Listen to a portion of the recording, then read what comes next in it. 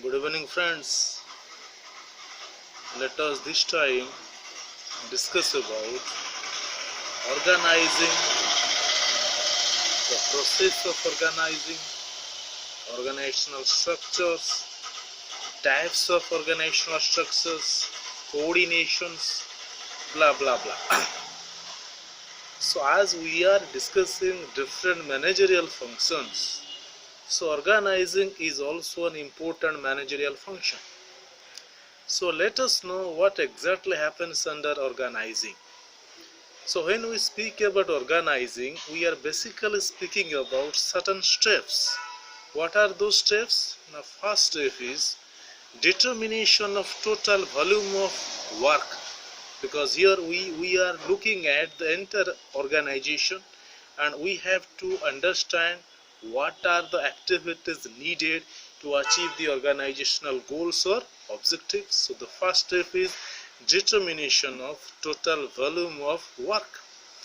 Second thing is grouping of these activities, because organizing is all about grouping of these activities and putting right man at the right place. So the second step is grouping of these activities. The third step is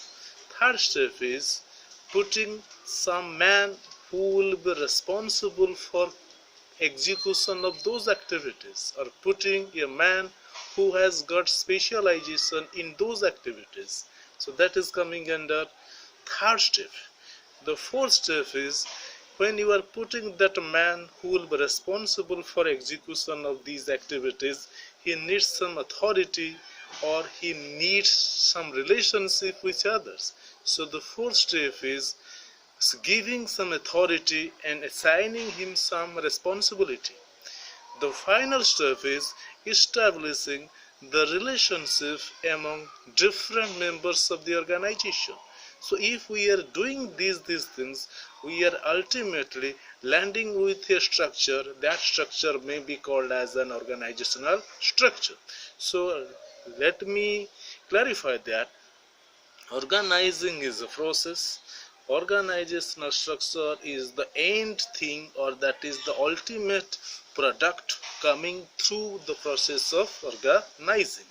Anyway, when we are speaking about organizing, or if we are speaking about organizational structures, we are basically getting three basic structures. So first structure is known as simple structure, second structure is known as functional structure, and third structure is known as our divisional structure. So when we speak about a simple structure, we are speaking there is an owner, or there is an employer, or there is a manager. Below him we are getting some workers. So simple structure, that means there is one boss, under him we are getting workers. So it is basically applicable for small organizations. So basically sole proprietorship form of business are usually following this type of structure.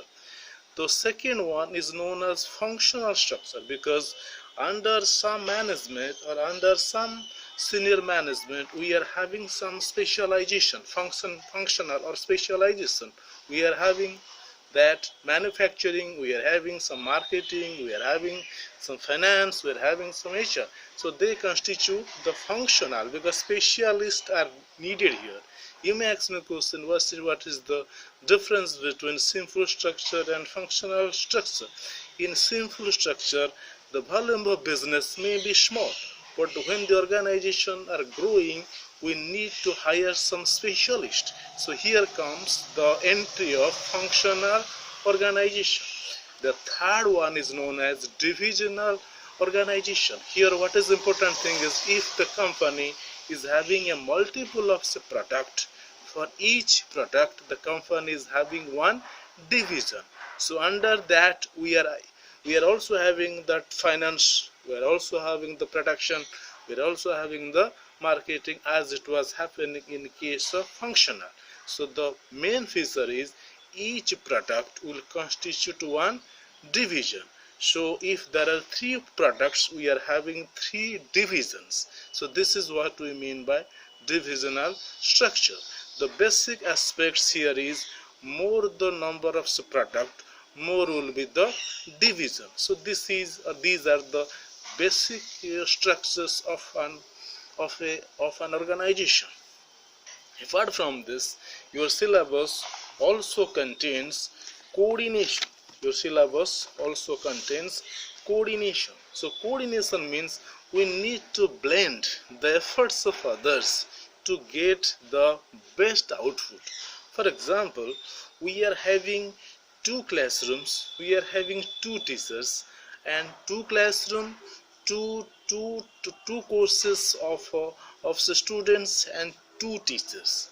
If there will be no coordinator, there are high chances two teachers may come to a single classroom and one classroom may be remaining vacant. So the idea behind coordination is we can blend the efforts of others to get better results or to get better benefits. Similarly, when we speak about the process of organizing, under the process of organizing we are also having some coordination, because the person who is placed at some place, he has to coordinate with others, because as a manager you need to coordinate the efforts of your subordinates to achieve your goal. So if there is no coordination, there may be many duplication, there may be overlapping, so there may be maximum effort, there may be minimum result. So the coordination avoids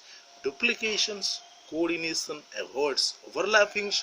So as a manager, your prime job is coordinating the efforts of your subordinates to achieve certain predetermined goals and objectives. So these were the major parts coming under the second module. So here we have discussed three things. First thing is organization.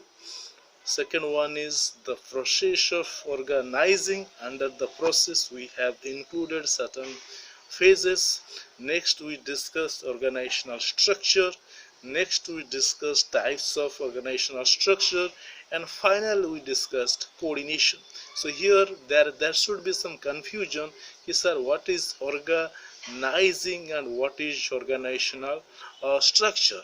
So through organizing we are ultimately landing with something that is called as organizational structure, or in other words it can be said that organizing is the means, organized structure is the end or ultimate product from this process. So I hope if you are getting some elements of doubt, you can ring me in my mobile phone. So ultimately, wishing you a good day.